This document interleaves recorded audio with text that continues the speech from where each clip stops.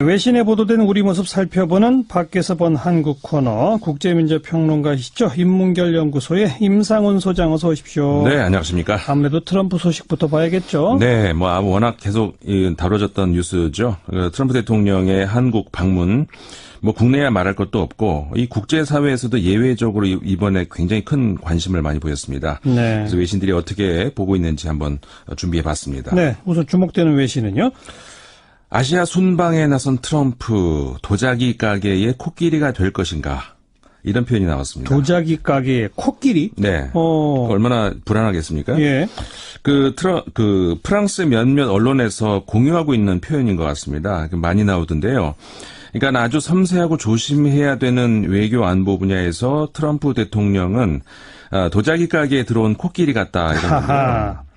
그러니까는 레제코나 아니면 기타 여러 언론들이 이런 표현을 쓰고 있던데. 네. 얼마 전에 트럼프 대통령의 DMZ 방문 여부를 두고 한국과 미국의 그 현 대통령 참모들이 반대 의견을 가지고 있다. 이런 외신 전해드리지 않습니까? 전해주셨죠. 예.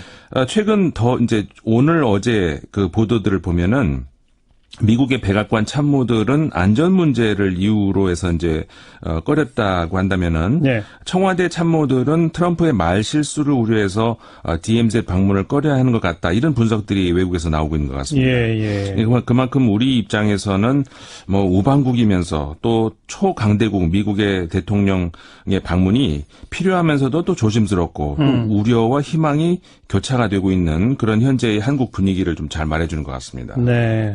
우려와 희망이 교차한다. 사실 일본이 워낙 트럼프를 환대했잖아요. 네, 그렇죠. 반면에 우리나라는 조금 아까 저도 인터뷰했습니다만 반대 집회도 상당한 규모로 열리고 그런 국내 분위기를 외신들도 다 알고 있는 거군요. 네, 예. 정확하게 알고 있더라고요. 특히 어제와 오늘 일본 언론들이 트럼프 대통령의 방한을 보는 한국인들의 복잡한 심경을 전하고 있던데요. 어제 일본의 후지 TV에서는 미일 정상의 긴밀한 회동을 전하는 한국 언론들을 소개를 하면서 네. 일본과 미국이 북한에 대한 태도는 강경한 하나의 목소리인 반면에 한국은 좀 더 복잡하다. 트럼프 방문에 대한 비관적인 그런 견해도 있다. 이런 보도가 있었고요. 예. 오늘 그 NHK 방송에서도 당사 해설위원과의 인터뷰가 있었는데 그 미일 관계와는 달리 한미 관계에서는 적지 않은 온도차가 있다. 트럼프는 전쟁도 불사한다는 생각을 가지고 있는 반면에 문재인 대통령은 북한에 대해서는 핵 미사일 개발에 절대 용납을 하지 않는다. 압력을 가할 것이다. 그런 반면에 미국과 일본보다 대화에 의한 해결을 지향해야 된다. 이런 점을 더 강조한다. 이런 말을 하고 있습니다. 만약 군사적 행동이 벌어지면 한국은 당사자니까 그러니까요. 입장이 다를 수밖에 없죠. 네, 그렇습니다. 특히 중국과 이 외교 현안문 관계에서도 마찬가지라고 할 수 있는데요. 미국은 중국에 대해서 요구하는 게 다일 수 있지만 우리한테 이게 대중국 외교는 이 피부로 느끼는 민감한 문제이기 때문에 예.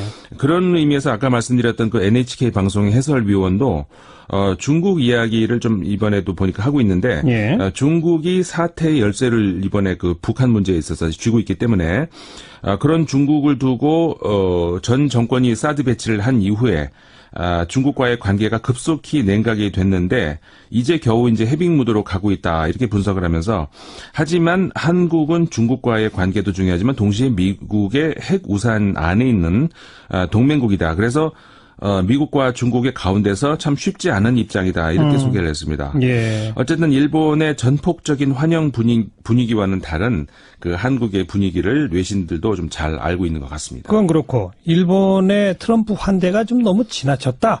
이런 시각도 있던데 외신도 네. 그런 보도가 있나요? 네, 그렇습니다. 잘 알려졌습니다만 일본 언론들도 지나친 환대에 비해서 얻은 게 별로 없다. 이런 비판론이 나왔다고 하지 않습니까? 예. 미국 언론에서도 관련 소식이 나왔습니다. 그 6일자 워싱턴 포스트인데요. 트럼프 대통령과의 우애를 과시하기 위해서 일본 아베 총리가 환대를 했지만 그 역할은 충실한 조수 역할에 불과했다. 이런 평가가 나왔습니다. 트럼프의 충실한 조수. 네. 그러니까 일본 특유의 접대 문화라고 해서 오모테나시라는 표현이 있지 않습니까? 예. 그러니까 아주 성실한 환대를 했지만 오히려 트럼프 대통령에 의해서 일본이 동등한 국가로 예우를 받지는 못했다. 이렇게 워싱턴 포스트가 분석을 했는데요. 네.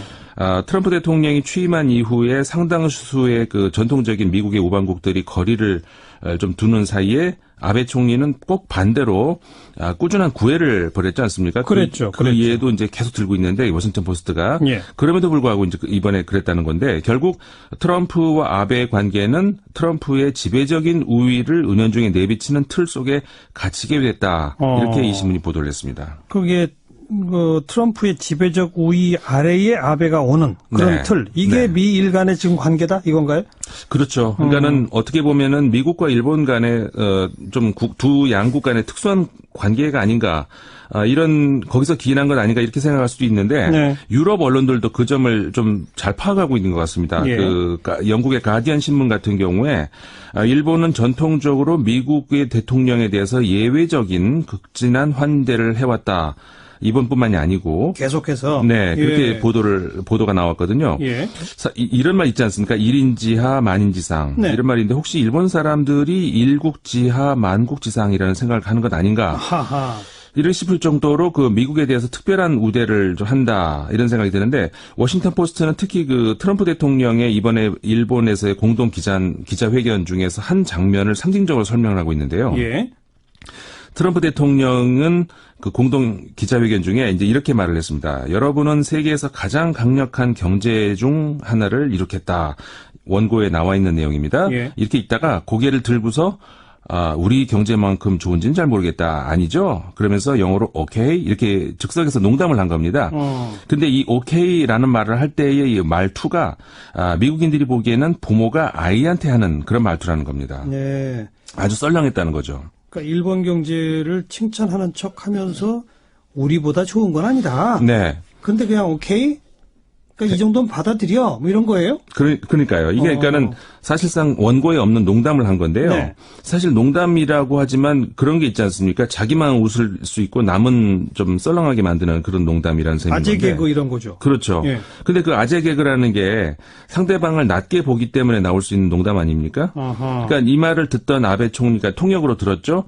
얼굴에는 웃음을 보였는데 이 표정이 트럼프 대통령이 진의를 읽느라고 애쓰는 그런 표정이었다. 네. 이렇게 이 워싱턴 포스트가 소개를 하고 있거든요. 예. 특히 그 결과적인 효과를 중요시하는 트럼프식 협상에서 이런 극진한 대접이 과연 중요한가? 논리적 설득이 오히려 중요한 건 아닌가? 이런 시사하는 바가 있는 것 같습니다. 네. 이런 상황을 두고 오바마 행정부 시절에 그 한 전직 관료가 이런 말을 했다고 신문이 전하고 있는데요. 이렇게 말을 했다고 합니다.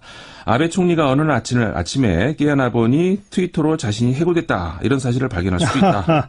이렇게 보도를 했다고 합니다. 네.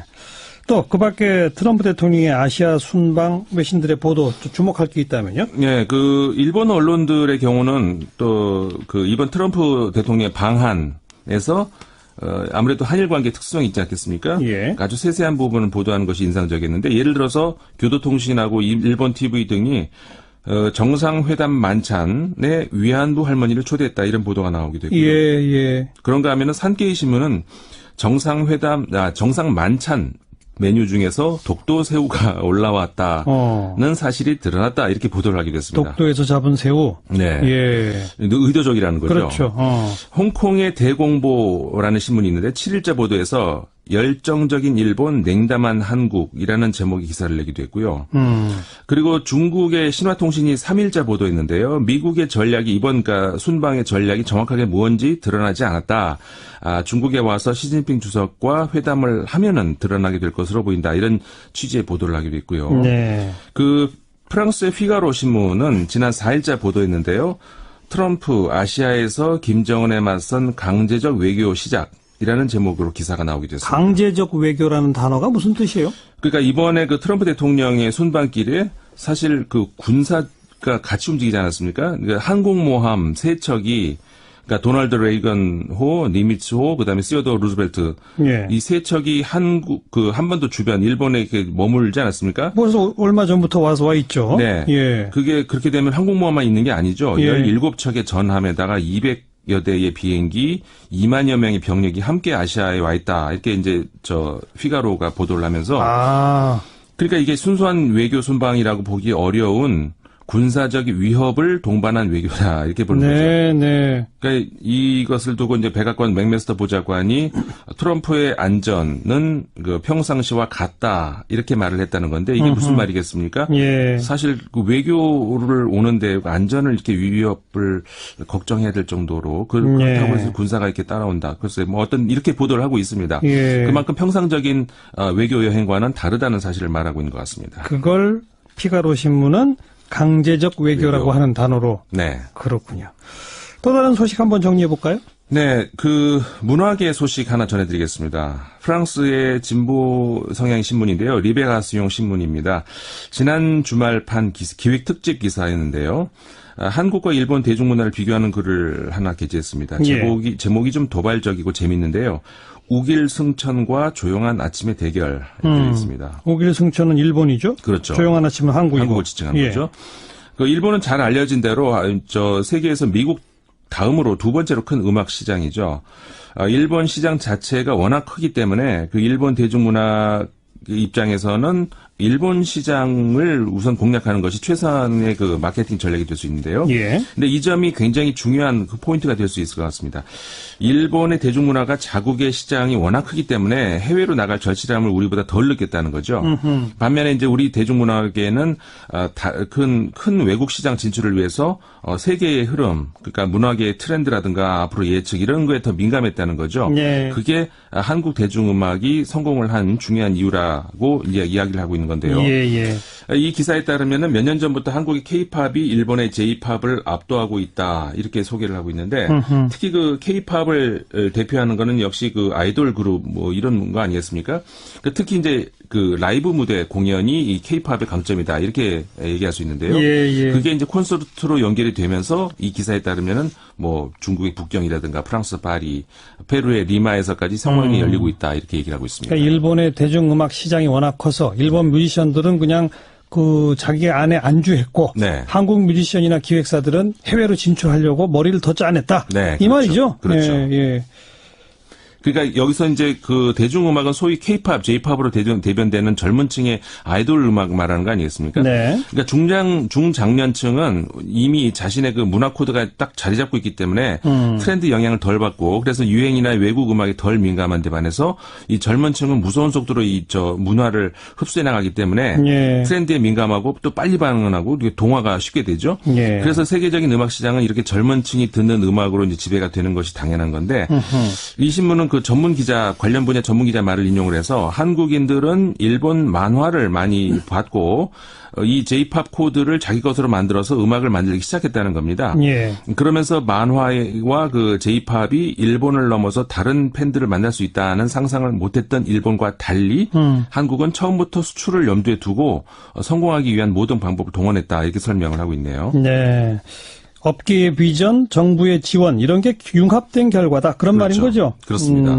그래서 이제 특히 그 프랑스의 한 테마 케이블 방송의 창업자가 인터뷰를 한 내용이 있는데요. 이렇게 말을 하네요. 매일 90분의 음악 방송을 우리가 하고 있는데 주로 K-팝들이 주로 나간다. 네. K-팝 뮤직비디오는 세부적인 내용까지 잘 처리되어 있고 음악도 좋고 아티스트들에 대한 그 마케팅도 훌륭하다. 이런 모든 것들이 눈길을 끌고 있어서 프랑스 팬들은 K-팝을 더 요구하고 있다. 이렇게 얘기를 하고 있습니다. 그러니까 단순한 마케팅이 아니라 내용적인 질적인 수준에서도 이미 프랑스 팬들 마음을 사로잡았다. 네, 그렇죠. 그래서 이제 리베가스용 신문은 이런 것들이 한국의 K-팝이 그 프랑스에서 성공할 수 있는 요인이라고 보고 있는 건데요.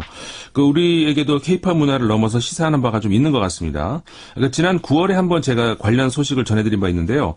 트럼프 대통령이 고집하는 보호무역과 달리 이 개방무역이 성공한 대표적인 나라가 한국이다. 이렇게 소개했던 마이클 슈먼의 글 한번 소개해드렸지 않습니까? 예. 이번에 그 리베가스용 신문의 기사에서도 이 신문이 본 K-팝이 세계에서 성공을 하고 또 그 J-팝이 쇠퇴의 길로 가고 있는 큰 이유 중에 하나가 바로 그 J-팝의 경우는 커다란 국내 시장을 믿고 국내 시장만 겨냥했던 반면에 네네. K-팝은 성공은 해외 트렌드를 읽고 전 세계 젊은이들 겨냥해서 준비를 했던 결과다. 이 신문의 분석입니다. 계속 좀 진출해 나갔으면 좋겠습니다. 네.